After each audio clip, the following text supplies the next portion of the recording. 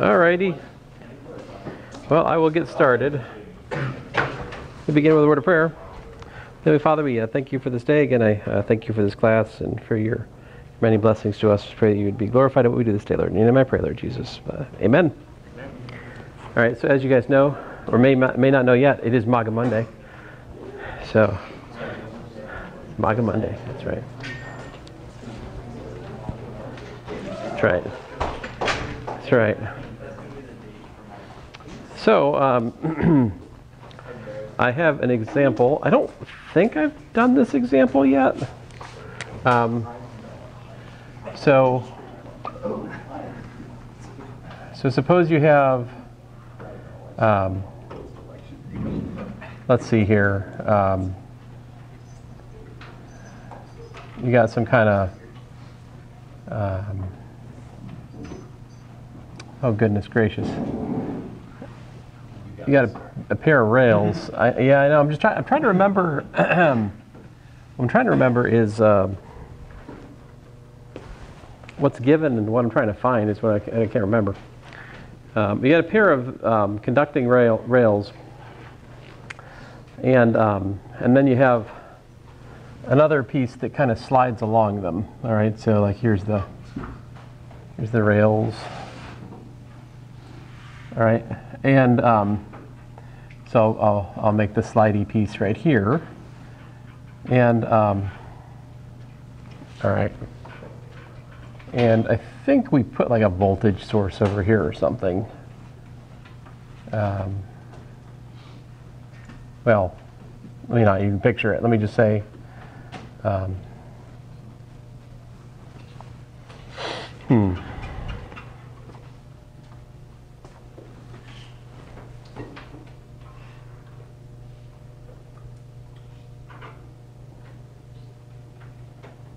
Yeah, I'm sorry, guys, for the life of me. So we want the magnetic field to be given, and it's going, let's say, in the upward direction. So, you know, everywhere. So we're supposed the magnetic field is coming out at us, all right? Constant. All right.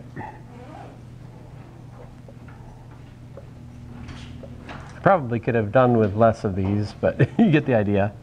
So the magnetic field's everywhere, coming right out at us between these bars, right? And so these are conducting rails, right? So you're making a loop, right? You're making a loop like this here, right? See this? This is a conducting loop. Right, and so then the question then is, if you slide the bar, right, with a velocity v in this direction, let's say, then the question is, what's, you know, the induced voltage in the loop? All right. So is that, I think the question's clear enough now. I suppose we'd like to know, we need to know some things, like, for example, I need to give you the distance between the rails, right? So let's suppose that this distance here is L, all right? And so the induced voltage in the loop, is it going to be different at different times? You know, I'm supposing here that the voltage is listen to me. The speed is constant, right?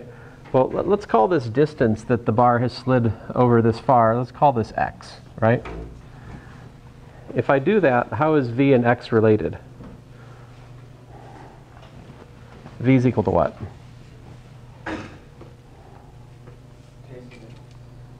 What's that? Change in what? Change in x. Yeah, I do dx dt, right? The velocity would be dx dt in that context, right? Okay, so what's the flux through the loop? Magnetic flux through the loop is what? I guess I need to tell us the value of the magnetic field. Let's suppose it's B naught, all right, coming out at you. So we do the integral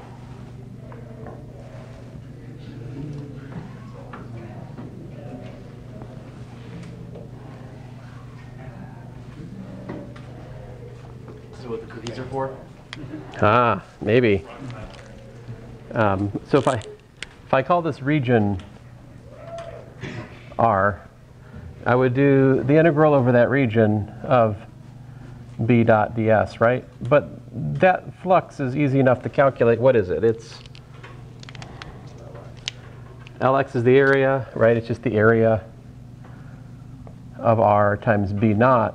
Since that's the situation, it's just the magnetic field is directly normal to the area, so we just do area times B naught, which, as you said a second ago, I think, is Lx B naught. All right, great. Now, what does Faraday's law say? Faraday's law says that d phi b dt is equal to, well, E rather, the voltage around the loop is minus d phi b dt, which is minus ddt, apparently, of Lx B naught, right? And I mean, this example is probably one of the most popular examples of Faraday's law that you'll find in like pretty much every textbook. It's just a fun example. Okay, so L and B naught are constant, you know? So we can pull those out and we just get L B naught dx dt. But what's that? I forgot my minus. Still got the minus, right? So we get minus L B naught V. And of course, sometimes you'll just see this sort of summarized by saying the magnitude of the induced voltage is equal to BLV.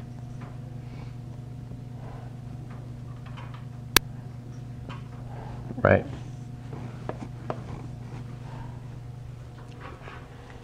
Now, which direction would the induced current be? What am I doing? If the magnetic field's coming out at me, right? I'm doing what? I'm increasing the flux coming out at me as I slide the bar over, right? So I would then want to make a current that decreases the flux, right? So I would want a current that goes like this, which would be clockwise, right? So this corresponding to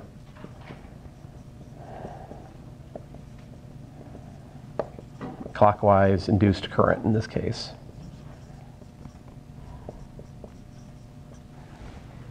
Any questions?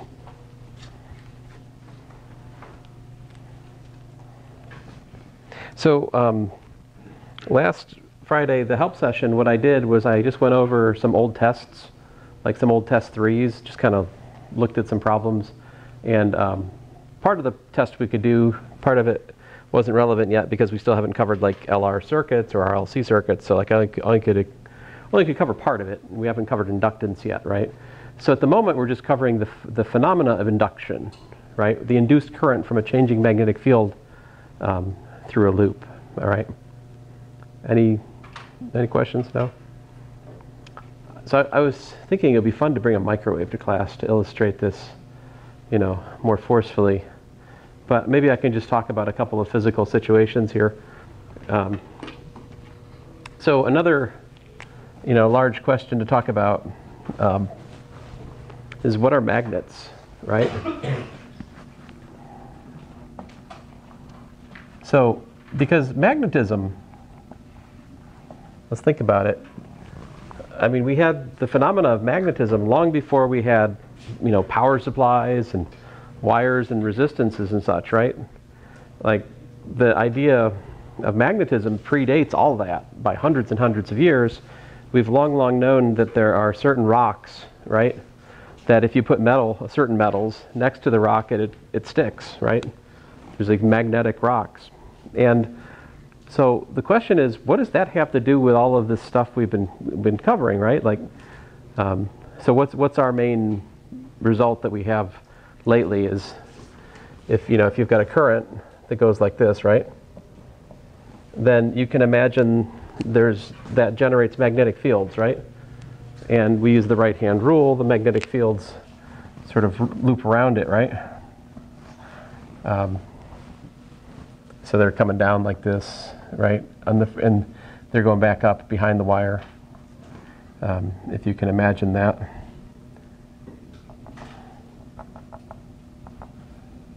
So how do you get from this concept to, magnets, right? What's a permanent magnet? How does that work? So the theory is basically something like this. If you could look at a metal that was, a permanent magnet, it would be something kind of sort of like this. If you could somehow zoom down to the level of molecules or whatever, all right? The idea is that the molecules in a permanent magnet, they're aligned. They're all set up in the same orientation, essentially, in such a way that each one of the molecules behaves like a little current loop, you see? So it's something like, this is the current, that's the current, that's the current. I'm drawing current loops, all right? Little current loops.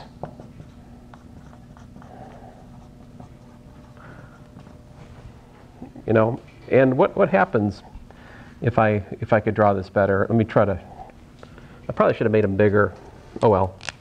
So you got, they're all lined up. So going down this way, up like that, back like that, down like that. Over here, this way, up like that, back like that, down like that. Over, up, back, down. And the next one down, same story again, right? So you guys look at this.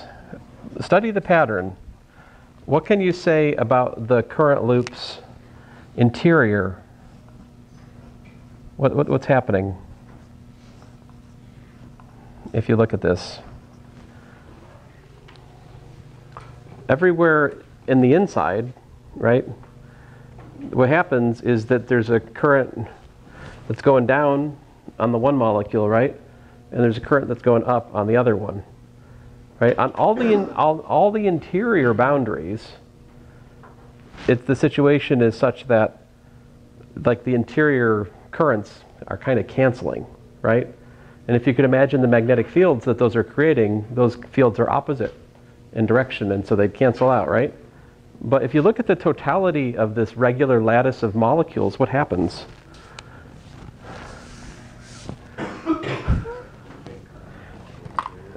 Right, it's like one big current on the exterior boundary. That's exactly what happens, right? So like, see, because it's as if there's one ginormous current that goes like this, right?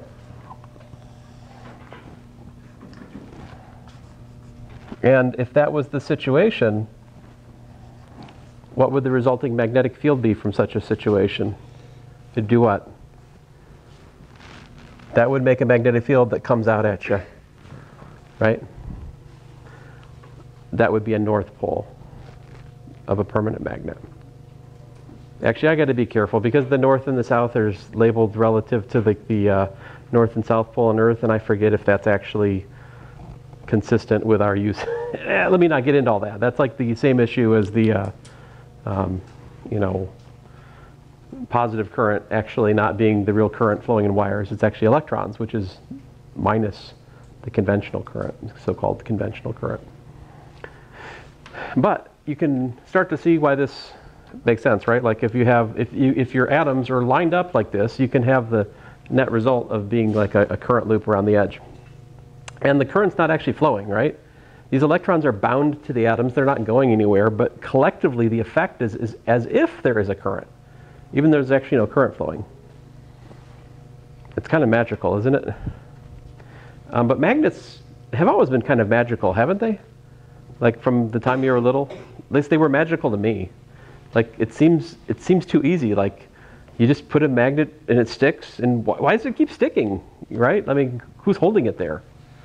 All the electrons running around into the atoms, apparently. So the actual story of magnets is a very complicated business. Like this is a very simplified idea to explain what's going on there. There are different kinds of magnets, right? There are permanent magnets. There are ones that are not permanent. Generally speaking, the current state of a magnet is a kind of complicated story. There's this hysteresis loop, and it's a quite complicated business to understand completely. And I'm not even doing justice to it today, for sure. I just wanted to kind of touch base on what a magnet is relative to what we've talked about, all right? So that's the one thing.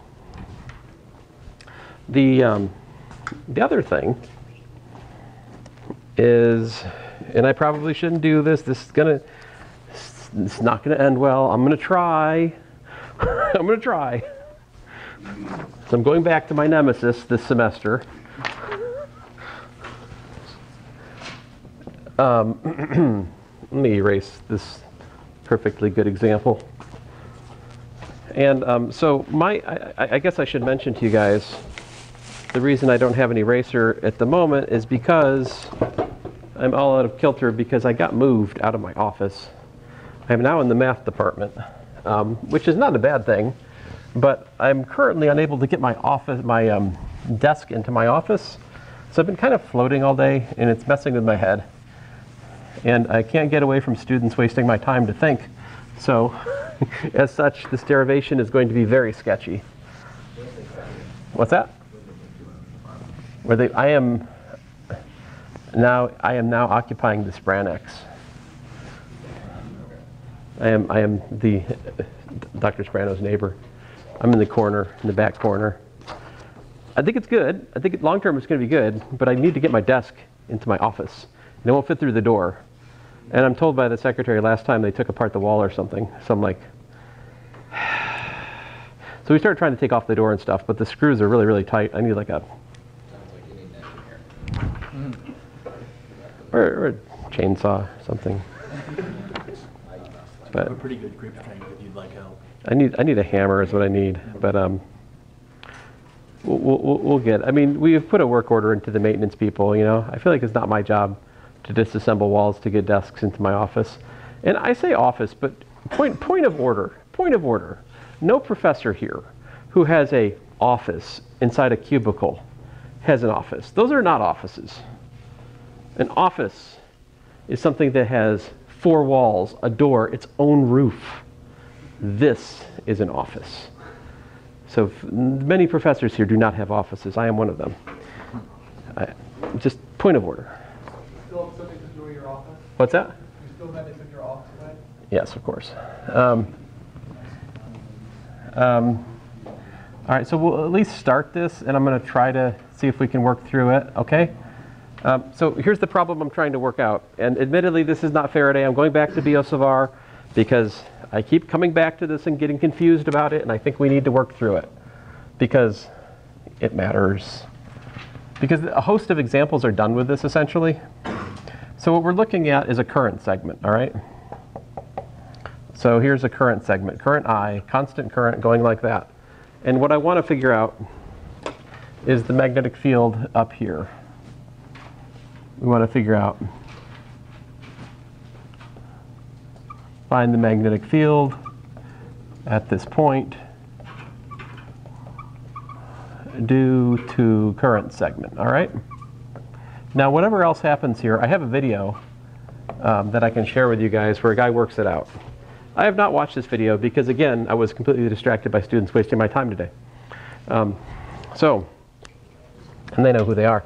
And it's none of you guys, mostly. But, okay, it's not true. Actually, it's none of you guys, period. But anyway, we're going to try to work this out. We'll see what happens. You guys are smart. If I get stuck, you're going to help me. All right? So this right here is theta 1, and all the way over to here is theta 2. And there's a minus on this theta 1. We'll keep that in mind. I'm not sure I really think that. I don't think that should be a minus. I'm just going to say no minus there. All right, so let me just draw the situation here. So we've got I use purple. The geometry is a little bit different here and there. So like if I'm over here, right, I'm going to draw it kind of big. So here's my DL vector, as I usually call it, right?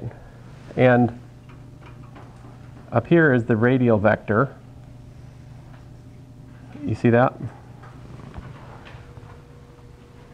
The angle between these we're going to call alpha, right? So let's just,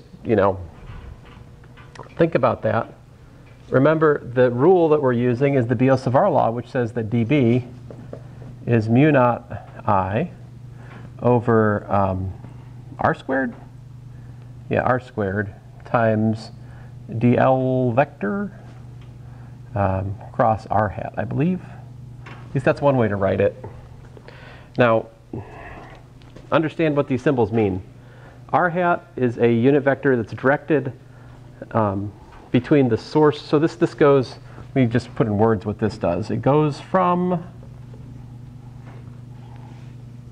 source current to the field point. So that source current generates a magnetic field, and we use the right-hand rule, right? So dl, you gotta watch me, dl crossed into r hat, out of the board at you, right? So the magnetic field up there that we're trying to calculate, it's going to be out of the board like that, all right? Of course, this is just a little bit of it, all right? So let's see here. We're also going to need the distance from where the current is to where we're finding the magnetic field. And if we follow the thing I'm following, he uses A for that. So let's use A for that distance, all right? A is that distance. Okay? And let's use X as the coordinate here. I think that's probably a good idea. Right, if I do that, what's dl? We could say dl vector is, it's x hat dx, if you like. But we're not actually going to calculate that cross product. We're going to use the, remember, for a cross product, we can write it in terms of magnitude. So like this is mu naught I over r squared. dl, what sine of what? Sine of alpha. Very good. That's the angle. Why? Sine of alpha is the angle between the vectors being cross-producted, right? So that's the right angle there. Now, great. So I'm going to erase this because it's not kind of like unhelpful.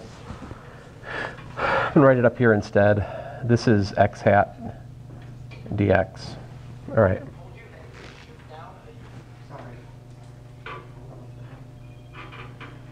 Hello, Moto. Great. Now, I haven't said. I mean, we could set up this integral in terms of the the endpoints. If we had the distances, right? I'm not assuming that's in the center, by the way. All right. I'm not assuming that like theta 1 and theta 2 are equal. Okay. But so far, this setup would make sense over there. Now, what happens, though, when I'm over here? Let me use a different color. So the video I've half watched, he sets it up different on one side and the other, Let's see here. I'll use this hideous Carolina blue. I heard some ugly rumor that the flames were going to this color. Is that true? Please let that be not true. How can the flames be a light blue? That doesn't even make sense. Well, I guess flame could be blue. Never mind me. Seems kind of, well, anyway, I'll shut up. So DL I never really understood, well, I'll edit myself. Let's see here, there we go. R hat like that, right? You notice that the alpha's over here now. So like the relation between alpha and x is different on the right and on the left, right? All right, so, but I think in both of these situations, if you look at the triangles involved, do you guys see the triangle? There's a triangle here, right? See this triangle? We can call the angle at the top of the triangle theta, right? And we can do that on both sides, yeah? So let me redraw the triangle down here because that's getting kind of busy. So down here, I've got, A, that's given. Theta is a variable. It depends on where this point is, all right? This is a right triangle. That angle's alpha.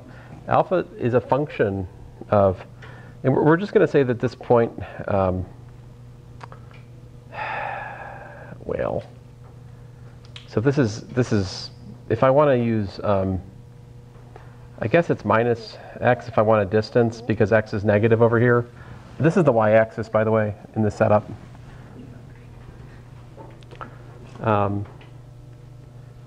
And so this over here, though, is the square root of what? X squared plus a squared, yeah? So we have that. On the other side, right?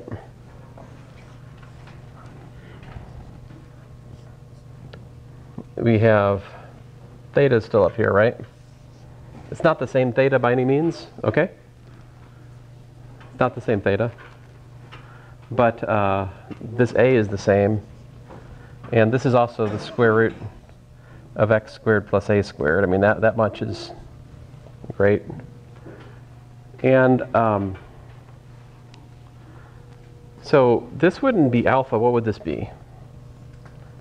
Be what, 180 minus alpha, right?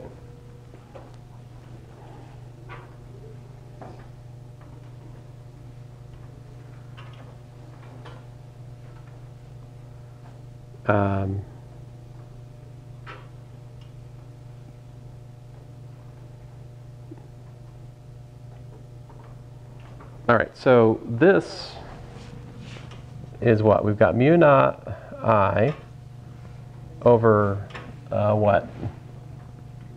I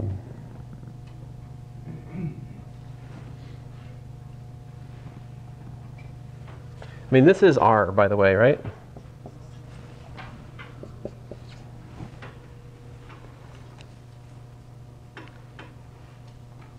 So let's see here if I can make some more progress in this. Mu naught I. I don't know what I'm doing yet, so let me not do that. So question, I think I want to change from a dx to like a d theta. How should I do that? What's that? No, not that kind of theta, the theta in this picture. Like I need to find a formula that relates theta and x and differentiate it, right? Can you guys give me such a formula? How about tangent theta? That might not be bad. This one gives me tangent theta is what? A tangent, yeah, negative x over a. And over here we've got, well, I mean, I guess the same thing, right? Tangent theta is x over a. I think I just discovered why they put a minus theta there. Do you see why they put a minus theta there? If you do, then you can join these two cases. So we're gonna follow along and stick a minus there, which is just a matter of labeling, all right? So minus theta, and I'll put a minus theta here. If I do that, in both situations, I have, you know, secant squared theta d theta dx is equal to 1 over a. The tangent's odd, so the minus pulls out over there, yeah? All right, so this gives me that dx is equal to secant squared theta d theta divided by, or times a, right?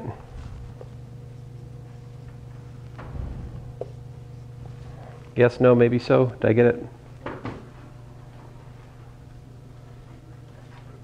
All right, so I can trade out my notice that dl is dx, right? So this dl is dx. And so what I've got is I've got mu naught I. I'm going to leave the r squared as r squared for the time being. My dx, you see, is a times the secant squared theta d theta. And then I still got that pesky sine alpha there. All right?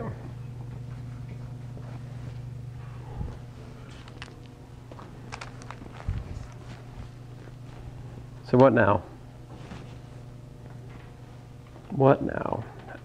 See, that alpha got to be related to,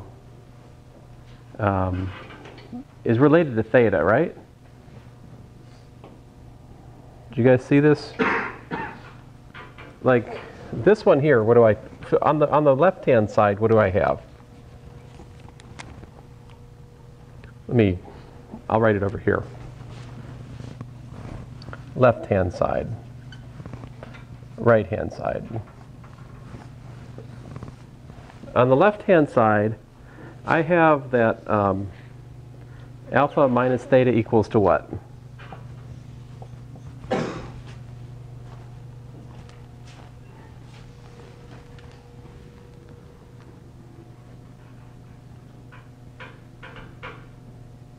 I believe 90, right? In other words, alpha plus minus theta is 90 degrees there. Now, on the other side, I've got what? On the other side, I've got 180 minus alpha plus theta equals to what? 90, which is, I mean, that's a weird way of saying it, but I'm just looking at this triangle since it's here, right? We could clean that up a bit. That would be what?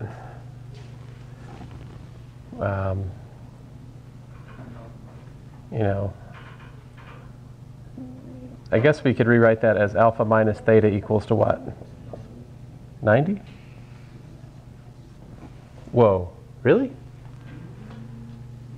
Dudes, seriously?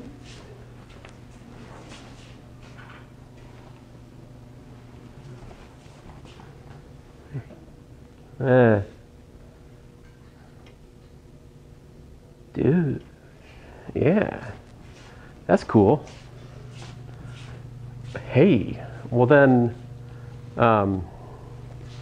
if that's the situation for both sides, yeah, what's the sine of alpha? So apparently both cases, we've got theta equals to what? Well, excuse me, alpha is equal to what? Theta plus 90, right? That's true for both sides then, apparently. And what is sine of alpha equal to then? It's the sine of theta plus 90. How do we simplify that?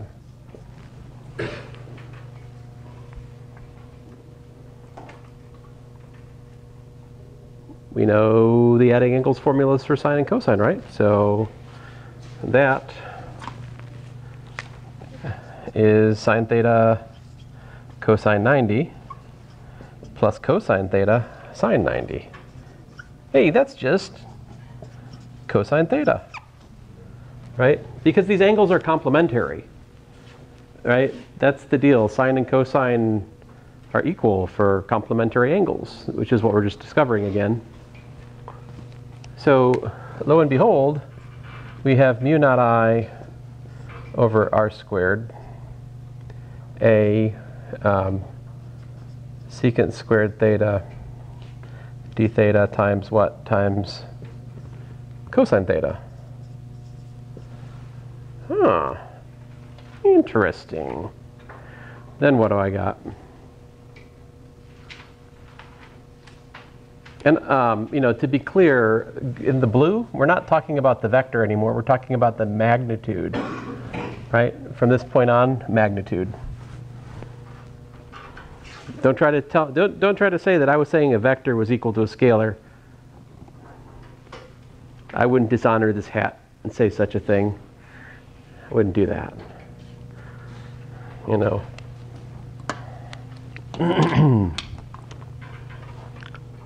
Well, the cosine theta and the secant theta, those are natural enemies. So we're just left with a secant theta, right? But what else is there? Mu naught AA over r squared secant theta d theta. So you guys tell me, how does r depend on theta?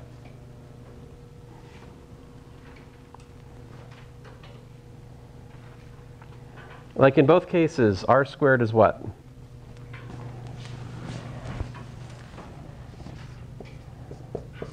X squared plus a squared, right?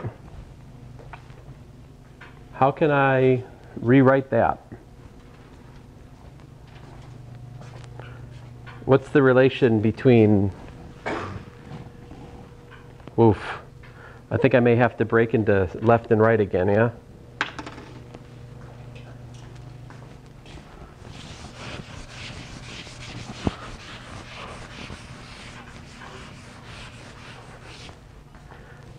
So apparently the reason that the picture in my notes is so unnatural is that by drawing that picture to the side like it is in the notes, it avoids this case-wise analysis.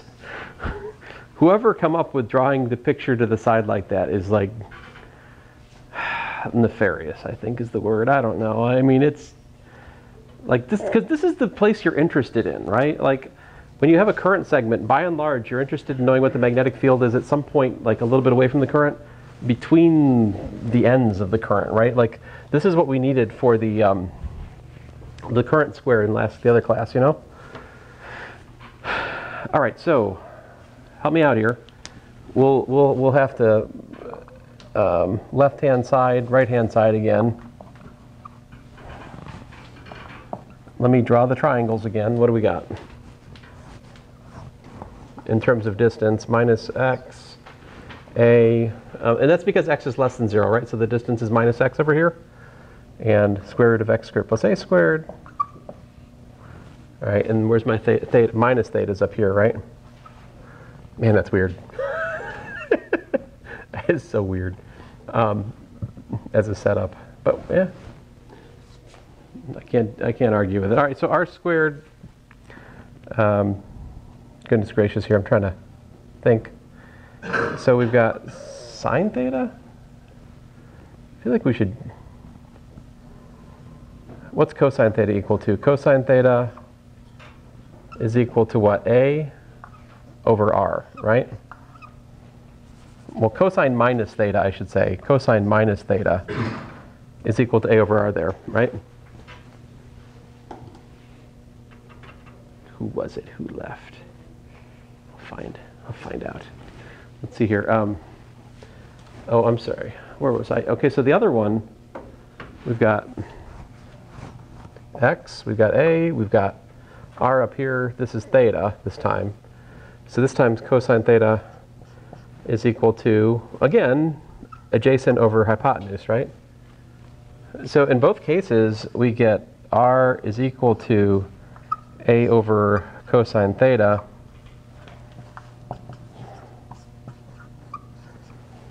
So we can agree that r squared is equal to a squared secant squared theta.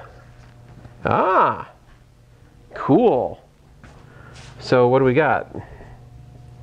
Mu naught I A over A squared secant squared theta times secant theta d theta. This is wonderful. Why? Because we like division by secant theta. That is something we enjoy integrating, right?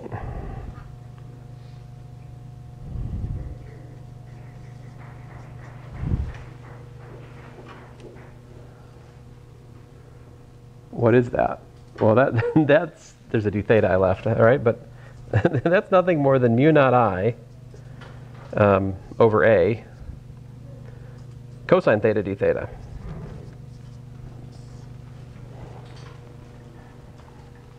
That we can integrate, right?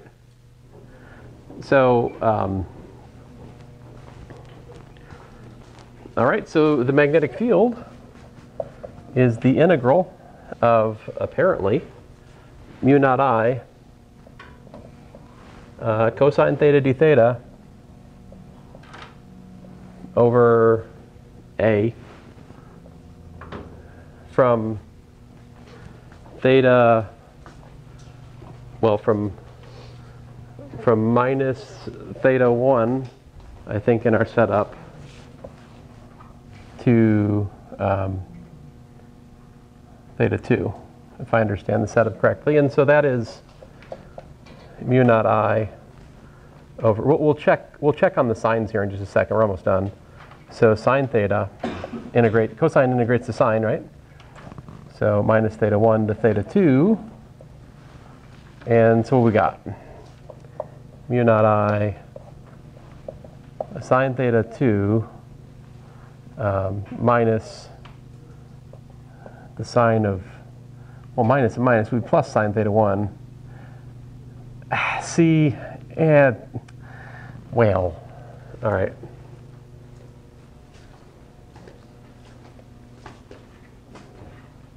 See, I'm almost certain I'm supposed to put,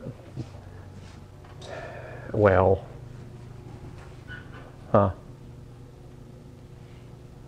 something's slipping past me just slightly here. I mean, I guess this is supposed to be theta 1. Then I'm pretty sure that's the right answer here. So the magnetic field is mu naught I sine theta 2 minus the sine of theta 1.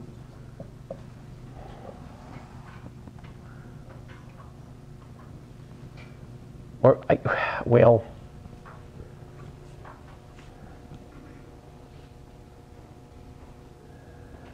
sorry, that labeling minus theta over there is weirding me out still. I'm pretty sure this is the right formula, though. This is in my notes. Okay, let's try this out in the limiting case. So here's the limiting case, right? If your wire is really, really, really long, right?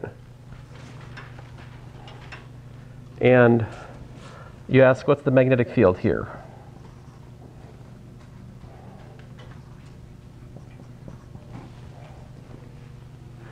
In this situation, what's the angle theta 1? What's the angle theta 2?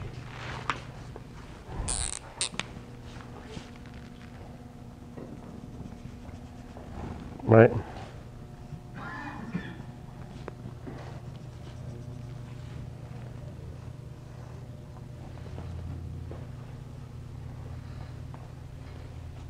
Approach 90. Yeah, they're 90, and see, I think that's the thing. Okay, so that's why I need to say that theta 1 is minus 90, and I need to say theta 2 is 90. That's what I need to say.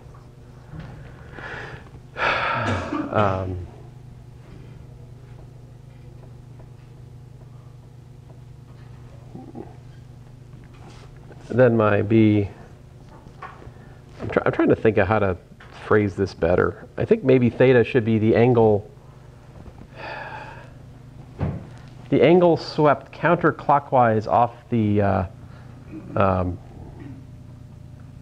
off the y-axis like this, right? I mean, what's the right way to say this? See, angle swept counterclockwise off technically the negative y-axis, because you're relative to this way, you're sweeping, So, but I say clockwise, I meant counterclockwise, because it sweeps like that is positive, right? But the other way is negative, is the way it's counting. And if we do that, though, we've got what? Sine of,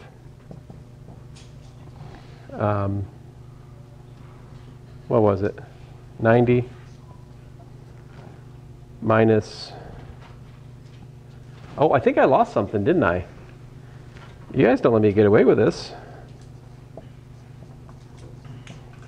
I think it was wrong from the start. What's the Biot-Savart law say? It's a good thing you guys get a formula sheet on the test, otherwise we'd be up at creek. I got the r squared. That's what's supposed to be there, right?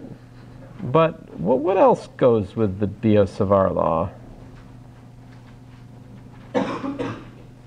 Isn't there something else? I feel like there's something else. Am I remembering it wrong? Yeah, there's a 4 pi, isn't there? That kind of matters, doesn't it?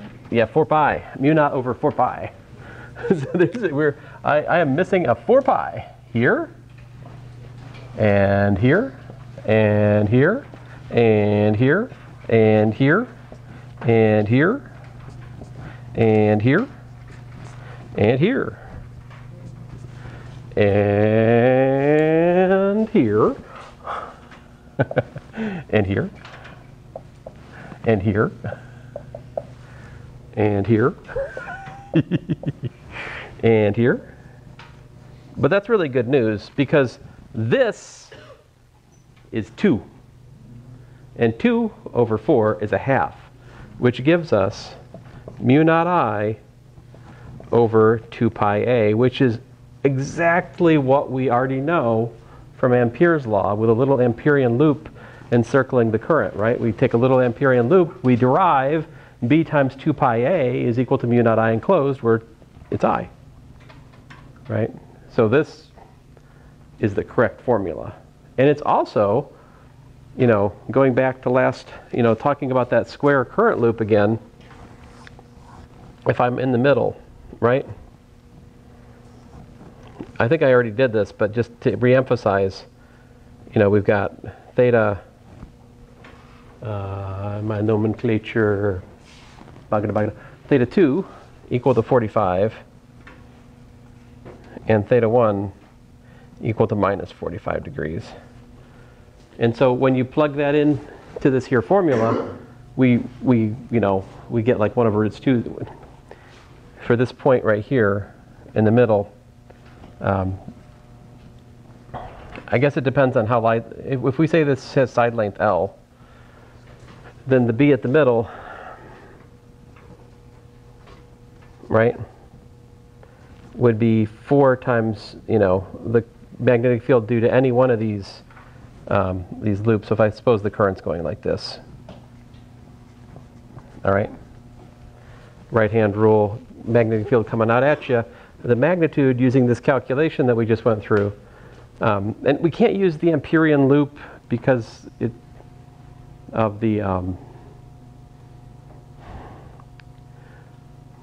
because we don't have the symmetry that we need for the Amperian loop is the bottom line here.